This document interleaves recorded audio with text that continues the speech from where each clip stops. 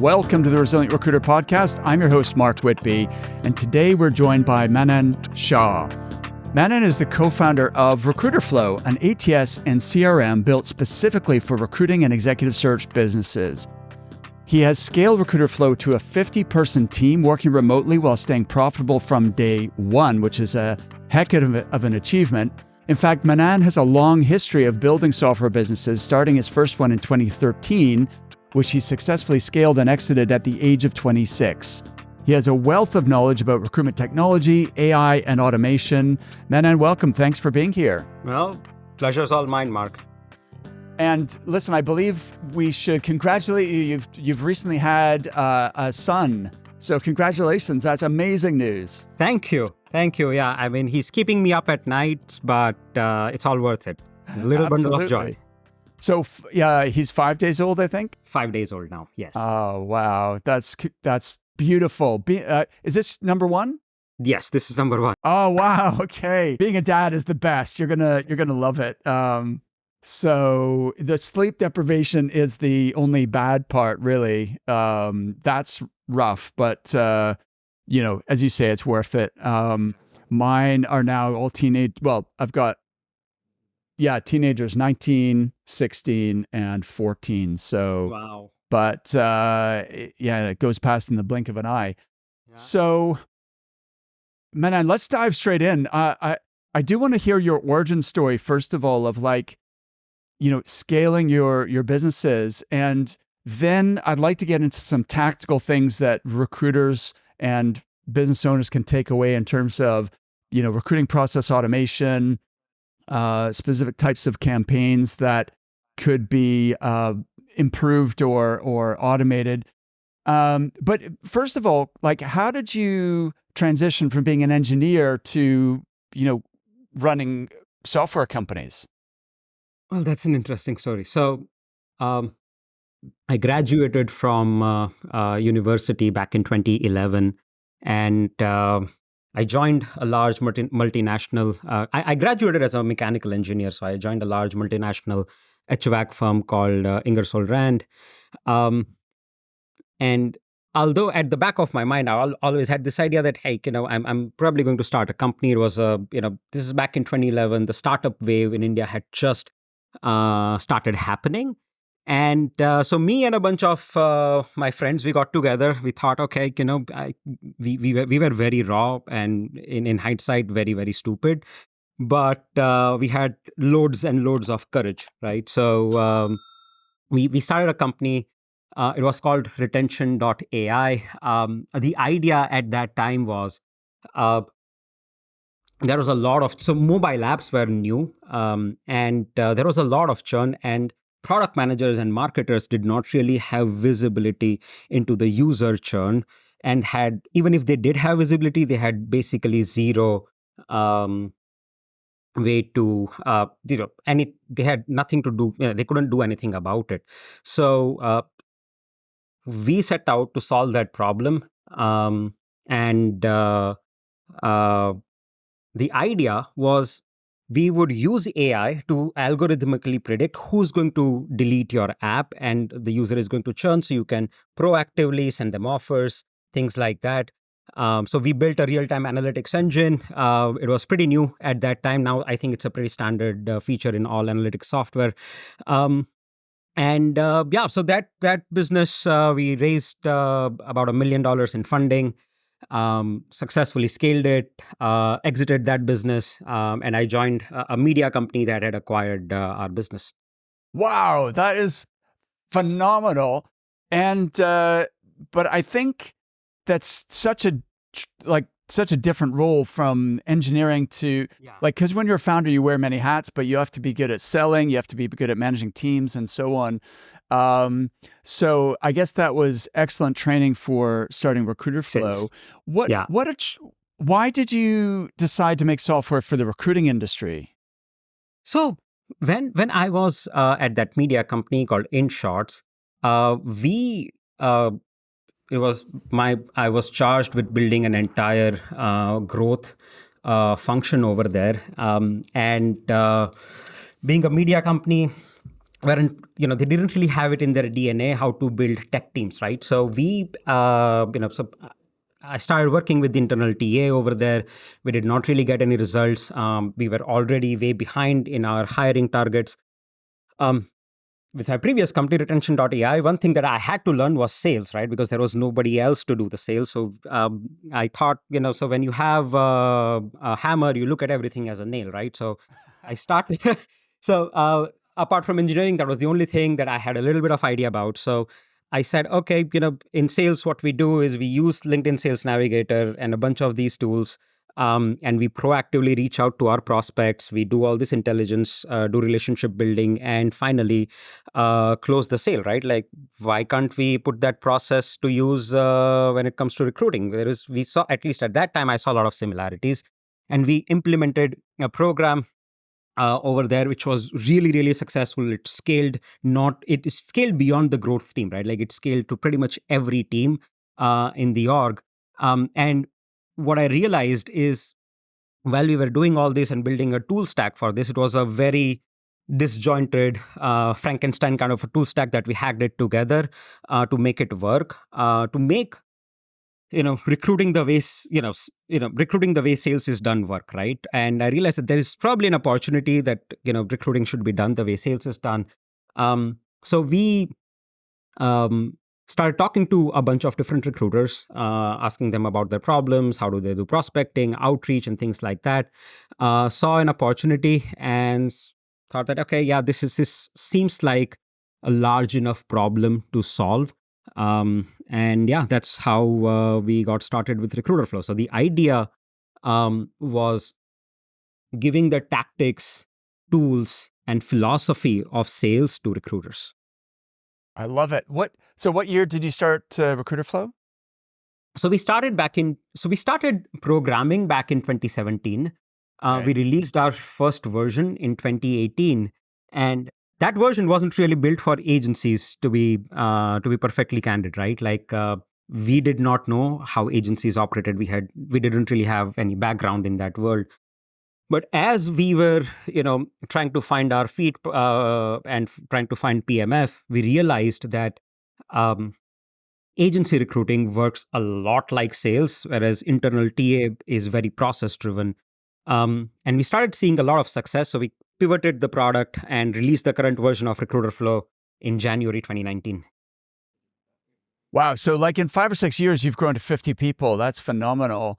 So PMF, I'm assuming, is product market fit. That's correct. Okay. First of all, I love this philosophy of recruiting in a similar way to how you would prospect in selling, right? Because you're absolutely right.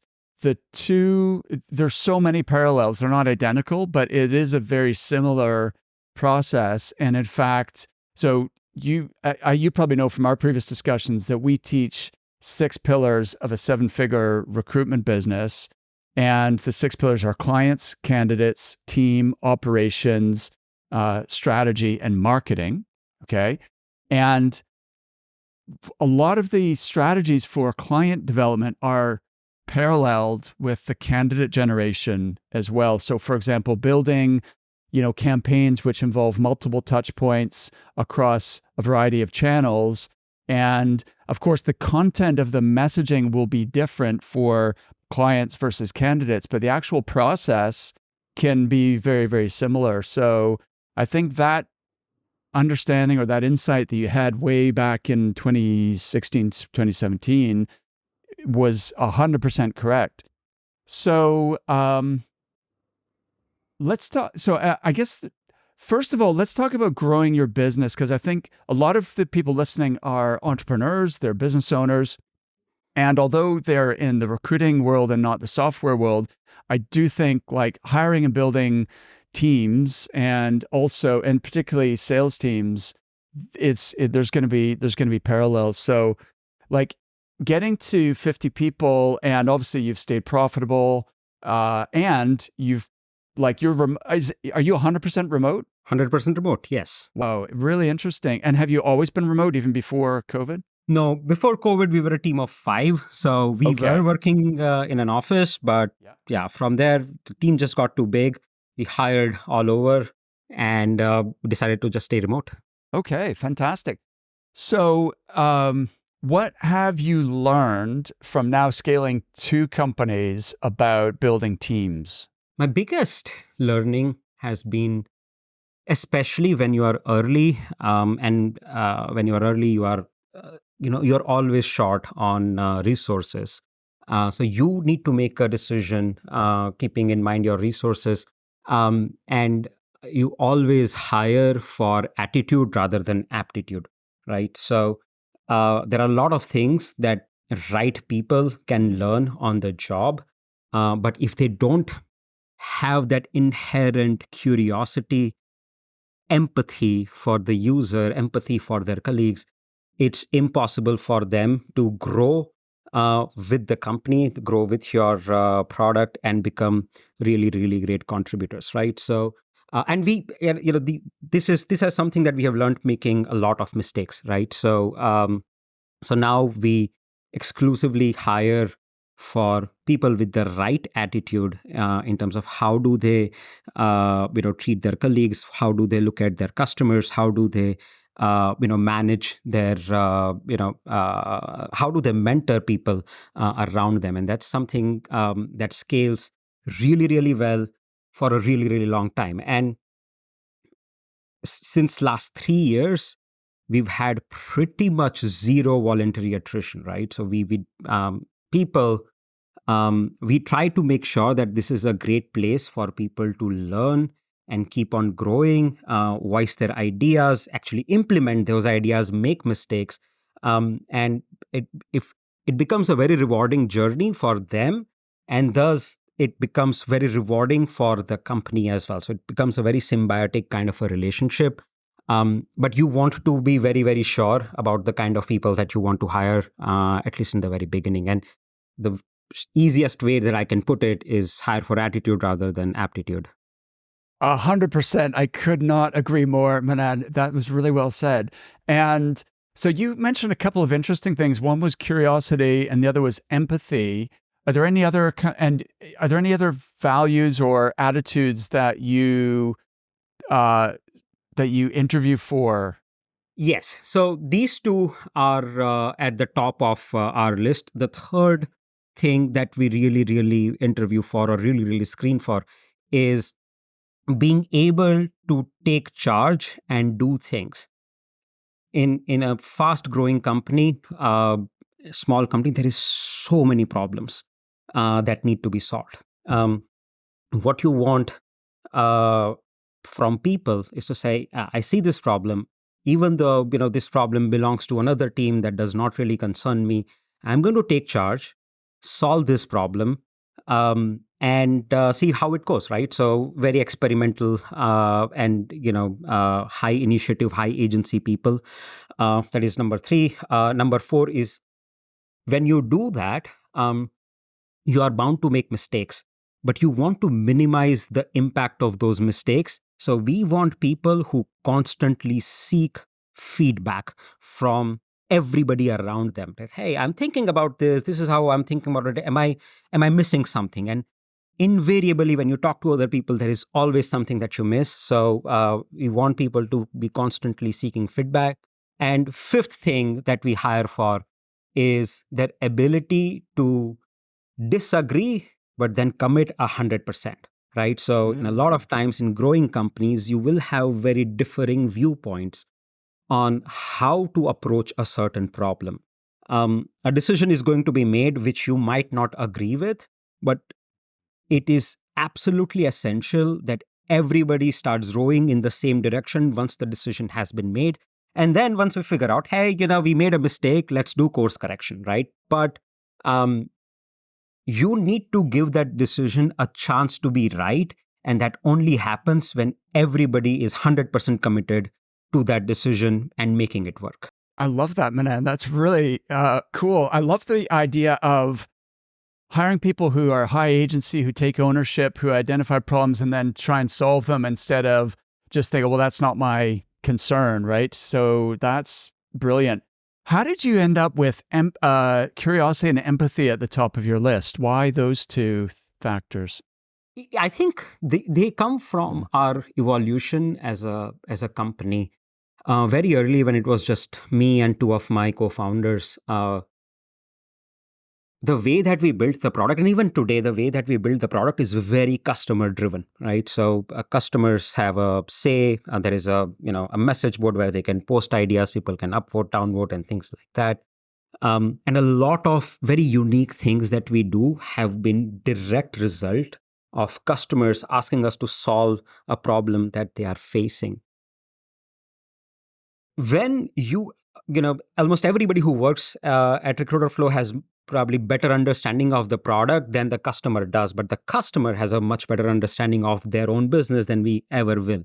So uh, it's very easy and kind of becomes part of your DNA, especially as you grow larger, to kind of you know uh, say that, okay, that's a non-existent problem. It's a problem that only this customer is facing, and it's not really something that we should be solving with the product and things like that. um, and everybody kind of starts pushing for what they think is best for the customer rather than listening to the customer. So um, having curiosity of going deeper into their problems, their psyche, even their internal politics, right? Like, hey, what's happening with them? It's very, very important for you to take those right, very customer centric decisions. And you cannot do that unless you have very, very deep empathy for them, right? Like, everything that your customer is saying has to be very, so in Recruiterflow, has to be very logged in great detail. We go back, interview those customers, go deeper into that, right? Like, and to be able to genuinely do that and do a fact finding mission, you need to be very empathetic about them, about why this problem came up in the first place, right? So, and you, from there, you start thinking from first principles and actually solve those problems instead of putting a band-aid on a bullet wound, right? So that ends up happening as the product gets large. So empathy and curiosity to keep going deeper and deeper into customers' problems, your colleagues' problems, is what we found to be the two most important predictor of success at our company.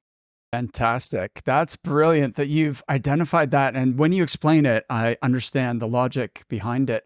Um, Now, something interesting that you guys have built a sales team, but almost nobody comes from a sales background. And I think this will definitely be relevant to our listeners because often, in order to scale a recruitment agency, like usually what happens is the founder has been successful at another recruitment company.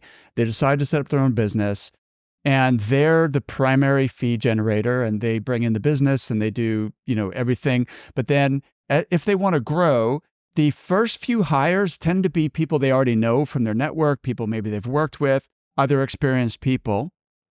But after that, in order to continue scaling, we need to bring fresh, people, fresh talent into the business and people who may not even necessarily have any recruiting experience or potentially even sales experience. They could be new grads or they could be maybe have some limited, say, sales or customer service experience, but certainly no recruiting experience. So why have you chosen to hire mainly inexperienced salespeople? And then what is your process for turning them into great salespeople?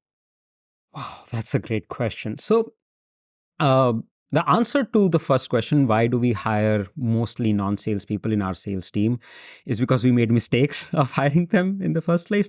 Our DNA, as I said, right, like, is very customer centric. So, even our sales process, we are not we are very, very um, aware of the fact that we don't want to sound pushy or salesy at any point of time. And the way traditionally software has been sold, there is an element of pushing, element of creating that artificial sense of urgency, to get them to to get, sometimes to get the customer to make a suboptimal decision for them and things like that. What I've seen in my experience running my previous company, although it will deliver results for you today, it will deliver those numbers for you today, but it won't deliver those results tomorrow, right? Like those customers, if you are not delivering the value, they're going to leave. And that's just a lose-lose kind of a situation, right? So we want our customers to stay with us a really, really long time.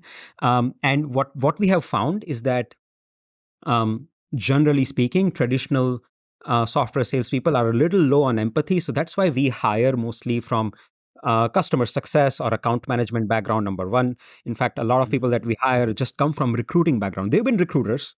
So they Oh, understand interesting. recruiters really, really well. And we Yeah. say, hey, just this is a product that you would use. You are just now selling this product to um, other people just like you. And, try and really, really understand their problem and solve it if you can with Recruiterflow. That's the whole idea. Um, and so that is the reason that we mostly hire. Right now, we have nobody in our team who comes from a sales background in our sales team. So let me just pause on that for a second. So you are hiring people with recruiting experience, though, right? So Yes. as you pointed out earlier, there are parallels between Yes. sales and recruiting, right? It's um, so, but I understand the difference. You're looking for people who are more empathetic, customer focused, rather than pushy. What you think of as like a someone who's hard selling, and just trying to hit their quota, regardless of whether the solution is right for that particular customer or what have you. And so I respect that. So then what is the development of people as they join the business in order to, because you said you hire for attitude primarily, but then we need them to develop the skills to be successful. So how do you help them acquire those skills? It's a three-step kind of a process. The first step is acquire a very, very deep understanding of product and the customer, right? So a lot of our salespeople, once they join for the first month or two, they just work in customer support, right? No matter Okay. how senior you are, you go do live customer support. You go on calls with existing customers, understand their problems with customer success team. So that helps them develop a very deep understanding of the customer and the product. So Makes that's sense. step number one.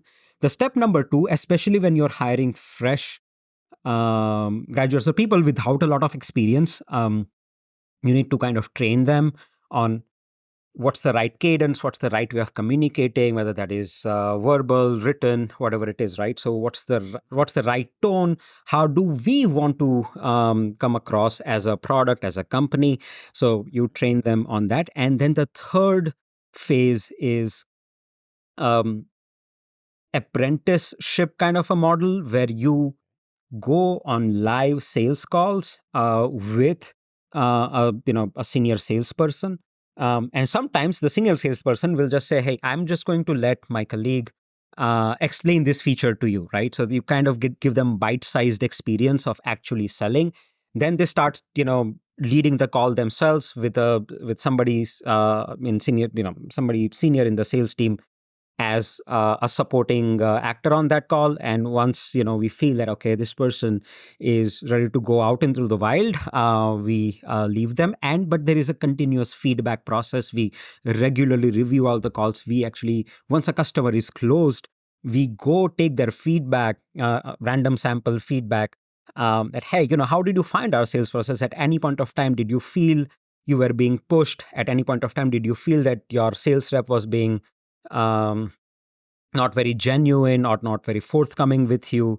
All of that, right? So we take that feedback Mm. from them, and then we use that feedback to further keep training our sales team. This is brilliant, Manan. And I think all recruitment businesses could adopt a similar. I think this seeking of feedback is.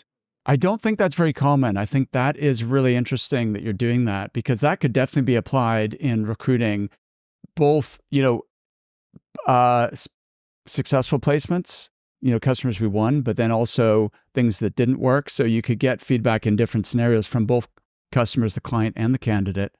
How long does this apprenticeship take until someone is a fully fledged contributor to the sales team? Anywhere from 10 to 18 weeks. Okay, that's a realistic, definitely time frame. Fantastic. Okay, let's switch gears a little bit, Manan, and talk about, tactics and strategies for recruiting business owners and recruiters. What do you think in our program? And by the way, we have a couple of Recruiterflow customers who are clients of ours. So shout out to Alex Beatty and Alexis Alvarez are the two that I can think of. There's maybe more, and they've had really positive feedback. What are the most important things that recruiters want to achieve that you help them to solve in terms of workflow, in terms of process automation? So number one is we help them build a cadence of outreach that's not transactional, right? Like you can have transactional as well. It's always going to be a mix of transactional plus relationship building.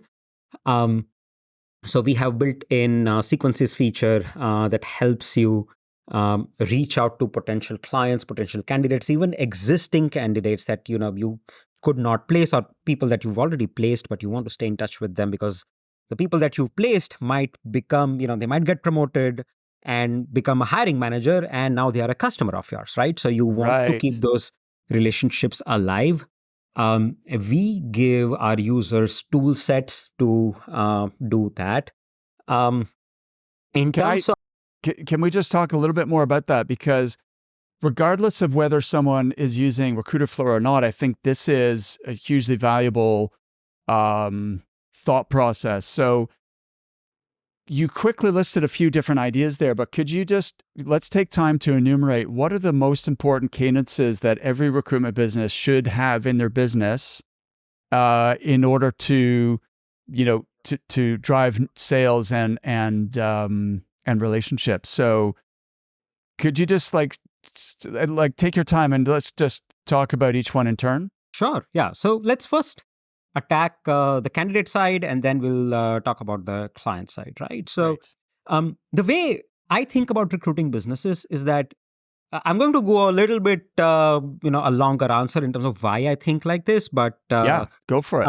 so there are two reasons, right? Like primarily two very fundamental reasons why a hiring manager or why a company might come to you as an agency to fill their roles, right? So they are trying to solve two things, right? So number one is time, right? Like, hey, I don't really have time to process candidates. I need that hire in 2 weeks or in a month's time, and if I do the start process today, it will take me 2 months, those kinds of things, right? So you are buying time from your agency partner as a client.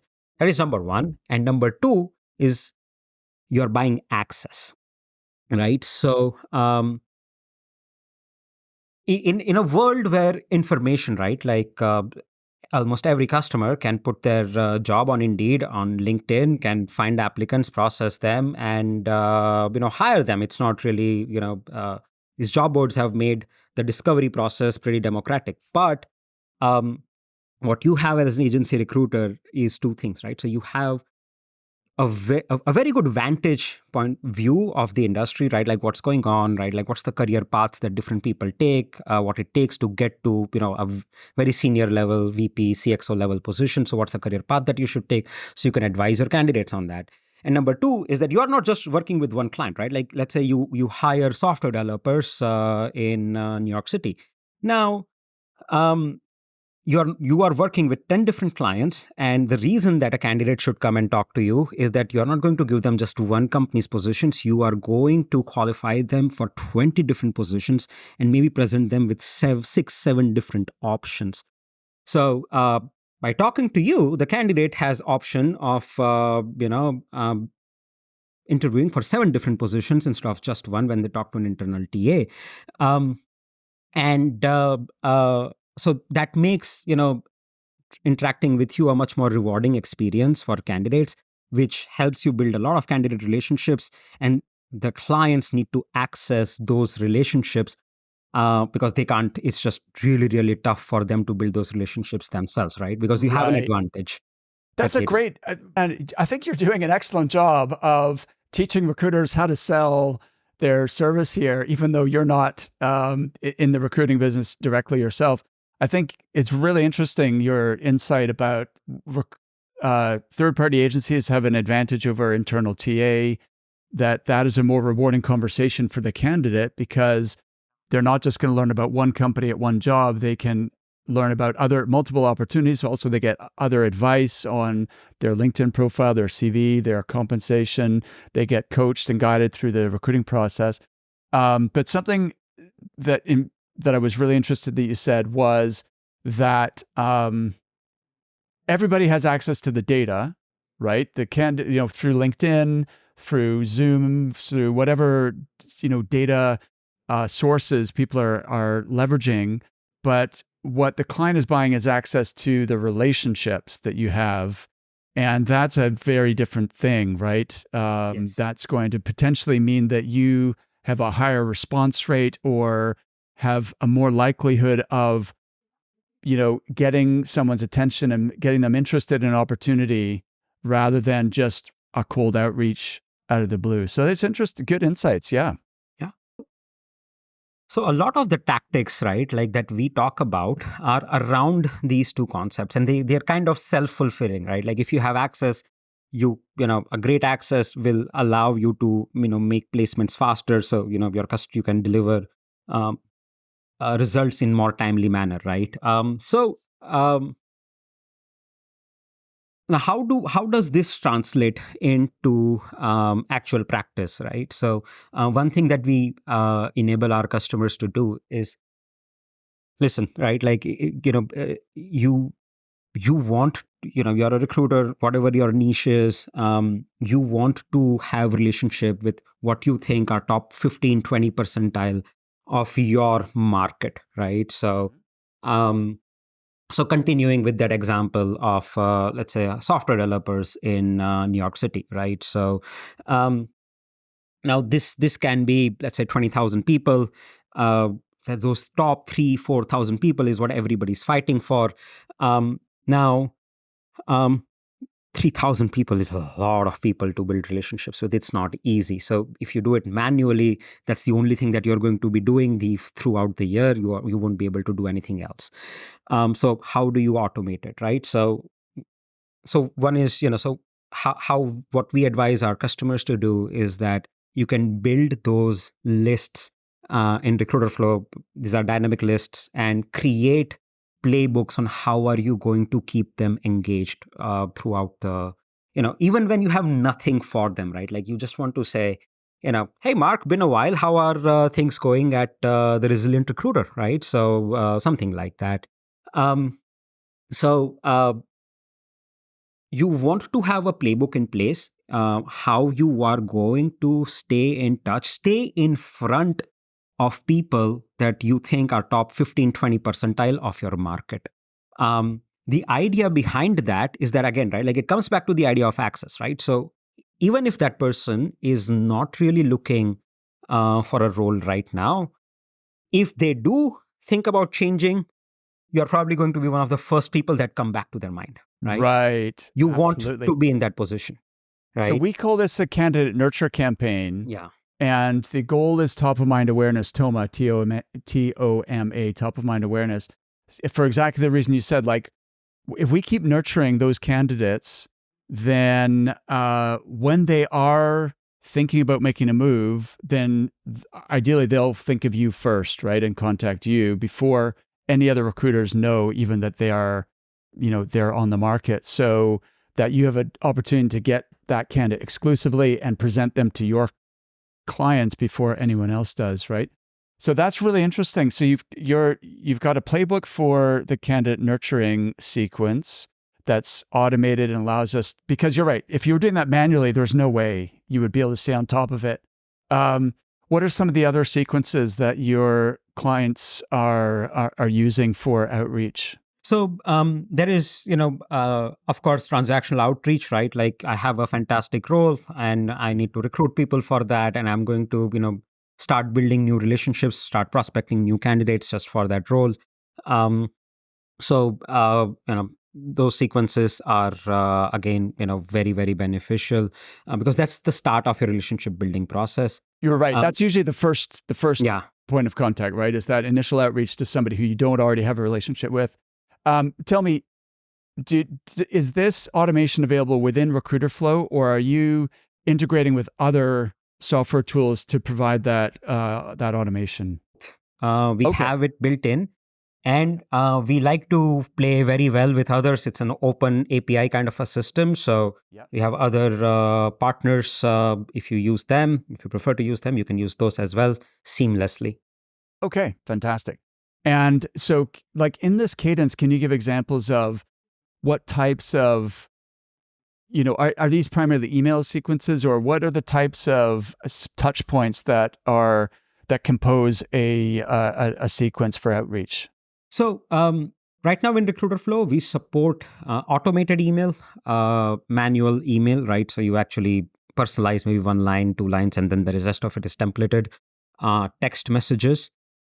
We are coming up with a way to have other interactions like a task to, let's say, a LinkedIn interaction or something like that. So it just becomes very streamlined for the recruiter actually doing it. Um, but yeah, I mean, the idea is that you want to grab their attention in whatever form, whatever channel that you can. That's the idea. You want their attention. So, depending on the industry, the candidate profiles and all of that, different channels work. So, yeah. So Cool. that's So the so idea. far we've talked about the initial outreach sequence. We've talked about the candidate nurture campaign. Well, that's what we call it. What do you call it in your playbook? What's the Nurturing. sequence to Yeah, nurturing? we call Okay, it yeah, same candidate thing. nurturing. Yeah, yeah. Okay, perfect. That's funny. We came up with the same. I guess it's a logical name for it. And then the third is you mentioned after you place someone, and this is where I think a lot of recruiters Drop the ball. fail. Yeah, Right? they drop the ball. Is they drop the ball, they place the candidate, and then they never talk to them again, and that's such a missed opportunity. And they're on to the next deal, which I completely understand because there's pressure to deliver to existing clients, and you also have targets to meet, and so it's easy to kind of just think, oh well, they're good now. I've that is done, so check that box. But actually, that relationship is so rich in terms of potential like referrals in the future, or that candidate, as you said, could become a client themselves, and so on. They can give you intelligence about what's happening at their company and other opportunities that may be opening up. So, what do you call that campaign, the sort of keeping in touch with placed candidates? We still call them just nurturing. We think it's just part Okay. of the whole umbrella. Of course, the Okay. way you do it is different, but Yes. we basically club them together. What we advise and help our customers set up is once you've placed a candidate, just say hey every quarter. Let the system kind of do it automatically for you, and if you are if you are aware of what's happening with them, if they are doing really really well, they might get promoted, they might become hiring managers, and that's the opportunity that you want to pounce on. And this is I understand, especially for smaller agencies, as you said, like there is a lot of pressure to be generating new business because it's a matter of survival when you are small, right? So Yeah. but there is something very interesting that we see in our database, right? So when we have thousands of customers, we see a lot of data from there. um, that larger agencies, more successful and scaled up agencies, they have much, much higher revenue per customer rather than the ones that stay small.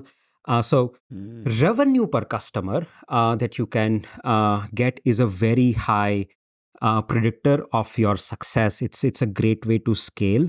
And since you already have a relationship, you already placed that person, you already delivered an outcome for them, it's just so much easier to keep that relationship alive.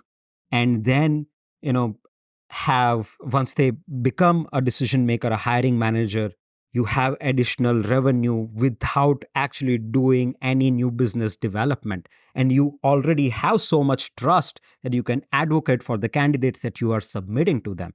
So, a lot of the things that we advise our customers to do is around driving this metric. That hey, how are you going to make a customer a repeat customer, or increase your revenue per customer, right? So, um, and yeah, so that's at the Love heart it. of it. Revenue per customer. That's a new metric I'm adding to my list. Of course, it's so logical when you say that, Manan. Let me make a mental note here to circle back and talk about metrics a bit later in the conversation. So, continuing along the theme of the automation, what are the other things that you're helping customers to automate so that they can, improve their business processes, but with less manual, having to do everything manually? Sure. So, I mean, there is the client side nurturing, right? You want to do the same thing with your clients. As I said, right? Like if you made one placement with a client, with a hiring manager, even if they are not hiring today, they might be hiring next quarter, next year, right? So you want to stay in front of them, top of the mind recall, right? So, Yes. practically the same idea, but just on the client side. The second is another tactic that we've seen work really well is MPC, or as they call it, most placeable candidate. Yeah. So that's a great way to deliver value very, very upfront, right? So you are going and you're pitching someone that, hey, looking at you, looking at your company, I think this might be a great candidate for you to get to that next stage, right? And would you like to have a conversation, right? Like, and hey, you part ways with your money only if this whole thing works out and you hire them, right? So until then, it's risk free for you. All you're doing is maybe investing 15 minutes of your time talking to that person once. Right. So, delivering value upfront, especially in a market that a lot of people look at as a commodity, is a great way to break the pattern. Is a great way to make to get a foot in the door in the conversation, right? So we help our customers. We have a MPC specific feature. We help our customers do that as well. Manan, hold on. Let's talk about MPC for a little bit, because that's definitely a tactic that we teach in our program, and it's one that has come up on the podcast numerous times. In fact, an episode that came out recently was an interview with a guy called Bob Condell, and MPC works in I've never come across a recruiting firm where it doesn't work. So he recruits very, high value placements within private equity and private credit. He still can use MPC marketing. So I've seen it work in pretty much every business. So, and this is people don't do it consistently. And when I ask what's the friction point, what's the barrier, then they just say, it's very time consuming. Like once you identify the candidate and then you're building the list and then you're, reaching out and so on and trying to keep track of where you're up to with everything. And so people will do it sporadically, but they're not doing it consistently, even though it works. And even though they've maybe had results from it in the past. And this is a big theme, by the way, for all our listeners, is if something's working, keep doing it, right? Find a way to scale it even. Like, why would you? This is my theme for 2024, by the way, Manan. One of the themes is scale what works. Okay. So like in the past in our business, like I've noticed, even I do this, something will work and we'll think, hey, that was really good. And then we won't think, well, hang on a second. How do we turn that into a process and scale it so that it becomes a regular, consistent flow of, leads or whatever it is that we're trying to scale, like scale success, right? And people go, oh yeah, I do MPC sometimes, and it is a good way of starting conversations with new customers, even if they don't hire that particular individual. They see the quality of the talent that you have access to use the word you used earlier. We have access to this level, right? The top 10, 15%. And so it's a good way of opening a conversation. And then I'm like, but okay, so it's working. Why are you only doing it sporadically? So what's the solution to this problem, Manan? How can we get recruiters to do it so there's a process and they're able to just keep doing it consistently? The the first part where a lot of the businesses fail is that they don't really have their market mapped very well. So you want to Right. have a very well mapped, structured market, right? That, hey, this hiring manager, this company hires this profile of people. And so when I can so whenever I have that person, it's the for me to pitch that person to, let's say, 10 hiring managers is a very easy search that I can run and just send out. But to be able to do that, you want to have your market mapped very accurately. And it's not something that you do it once and you forget it. It's a continuous process that you have to keep on doing. That's number one. Second is that a lot of times you have to get out of that whole linear mode of thinking. Hey, I'm going to get a business, I'm going to get a job order, then I'm going to fill that job order, and I'm going to repeat that process again. And like, it's just a very linear way of thinking about your recruiting business. And you need to kind of break out of that mold of, always be seeking new job orders, right? So if you're working contingent, right, your placements, if you're doing 20%, you're doing pretty okay, right? So imagine this, right? Like 4 out of the 5 job orders that you are going to get, you work so hard for, you're going to see zero revenue out of it. So, Right. um, Yes.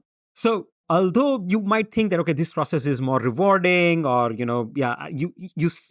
what ends up happening is that you mistake activity for outcome, right? You see, oh Mm. yeah, so many people, I'm talking to so many people, so many conversations, this is fantastic. But if you go back and see, yeah, after all those conversations, after all those responses, how much revenue did I bill out of it?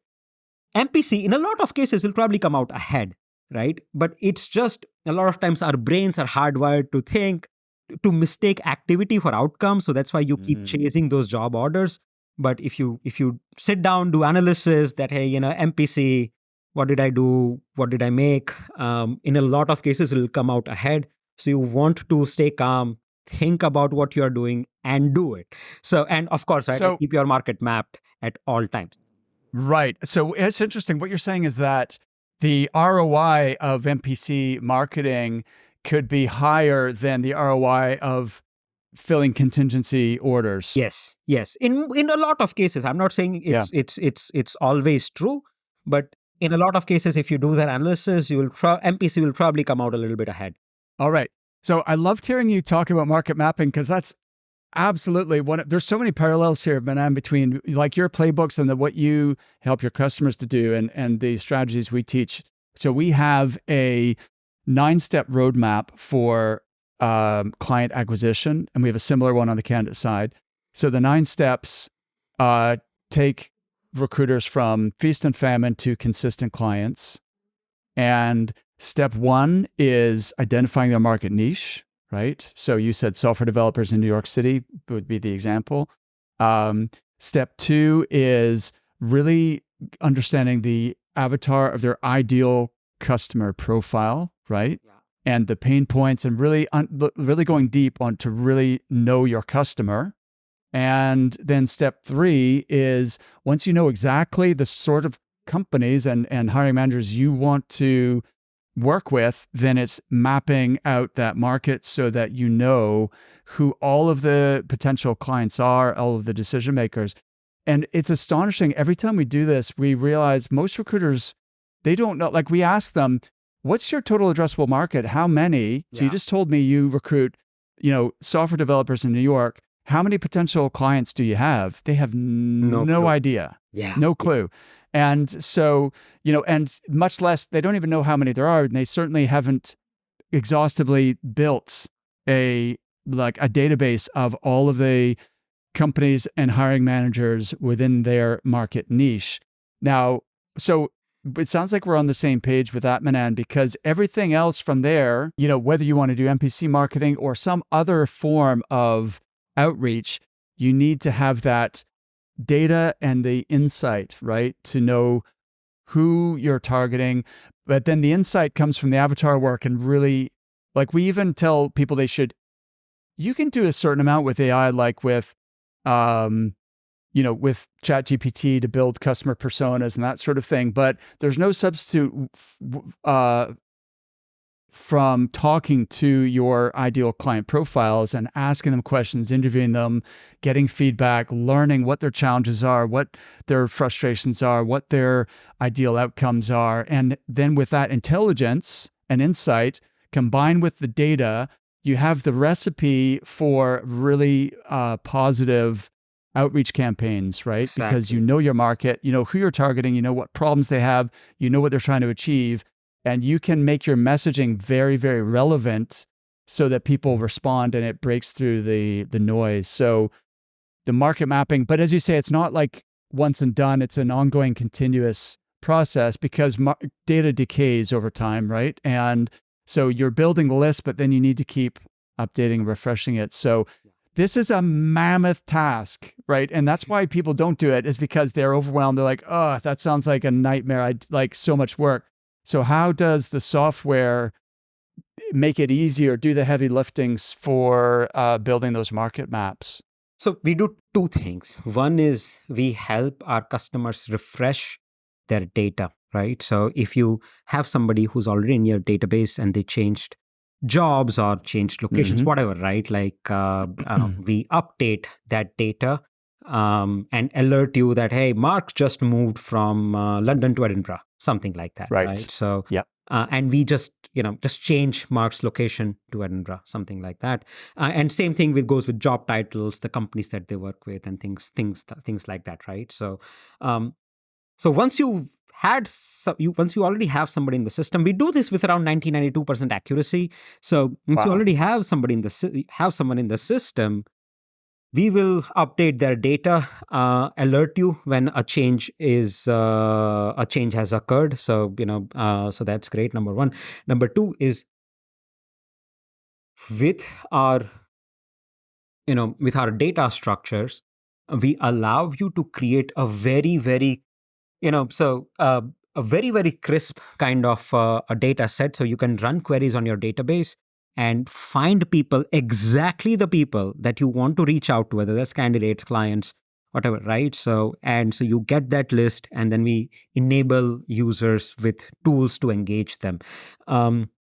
So yeah, I mean, but again, right? Like if somebody who let's say moves from San Francisco to New York, they were not in your database, so you still will have to go and find them, put them in the database. Once they are in, we'll keep refreshing their data at a very regular cadence. Right. That's a good point. Like the database, you need to keep adding to it because it's not a static thing, it's a dynamic thing. And so if someone moved, like you may have captured at one point in time all of the companies in New York City who hire software developers, but then a new company, sets up in New York, or somebody, a decision maker moves there, whatever. We need to constantly update and refresh that data set. So that makes total sense. Manan, we talked about metrics briefly earlier, and you had the really good insight of revenue per customer. I think that's something which immediately every listener should start tracking that. It's related to lifetime customer value, right? LCV. And that's a metric that software companies track, but many other businesses do not track. Well, I don't know why. So like how much is a new client worth to you? Not just one placement, but for the lifetime of that relationship. Do you know that? If you don't know that, go and find out, because so many decisions, if you have that long-term customer value in mind, it changes the way you might approach the way you do business and the way you interact with customers, right? So are there any other key metrics that your software makes available that you find are valuable for recruiters? Like I know there's 100 different things you could track. What do you think are the most important things that your customers are interested in? One is obviously the input matrix, right? So, hey, how many submittals we are making, how many screenings we are doing, and so on and so forth. This is the most basic thing, most very important, that people like to track. So that's number one. Number two is a very important metric is time to fill. So Mm-hmm. that's the metric of how fast are you able to deliver a result for your customers, right? Yes. So that is time to fill. And um, there is another one which we call time to hire, which means that if the candidate entered your pipeline today, how many days does it take for you to place that person? So how fast are you delivering outcome for your client? How fast are you delivering outcome to your candidate, right? So time to fill, time to hire, right? So the time to fill metric could be really useful from a sales point of view, right? Yes. To be able to say, well, on average, for these types of roles, we fill them within 21 days or whatever the time frame is, right? Then I think that gives a lot of certainty and confidence to the client that you have a track record and that you have a formula or a process that is you are confident you can deliver within X time frame. I think that's really powerful, and so the fact that you can track that through the system is brilliant. Any other ones that? Yeah. One metric that I really like to track, especially for Recruiterflow, we are in the process of building that feature for our customers in Recruiterflow, is your customer retention rate. So what I mean by that is, it goes back to the same thing. You want to increase the average revenue per customer that you are acquiring. Acquiring a customer is very hard, so you just want to keep on expanding the billing, expanding that relationship with that particular client that you have now already acquired. So one way to do that is that now this can be different for different businesses. If let's say you're in the business of hiring C-suite, then you hire C-suite people once in maybe 3 years. So maybe track that every 3 years, but typically we like to track it every year. What percentage of customers who gave first job order to you, who engaged with you for the very first time, what percentage of them engage with you the second time as well? What percentage become repeat customers? Yes. That's your key to really increase your average revenue per customer. Yes. And that is, across all the businesses that we see, that is the biggest contributor metric towards predicting whether agency scales beyond, let's say, $1 million in billing a year or not, right? So that's really interesting how you've identified that as being a critical metric among clients who are over $1 million, is they have higher revenue per customer. That's a huge takeaway right there, Manan. Brilliant. Listen, we could chat all day because I really enjoyed this conversation. But so let's do it again sometime. Meanwhile, definitely check out recruiterflow.com. And feel free to reach out to Manan and his team on LinkedIn as well. Manan, that's been really interesting. Thank you so much. Well, pleasure's been all mine. Thank you so much for giving me this opportunity, Mark.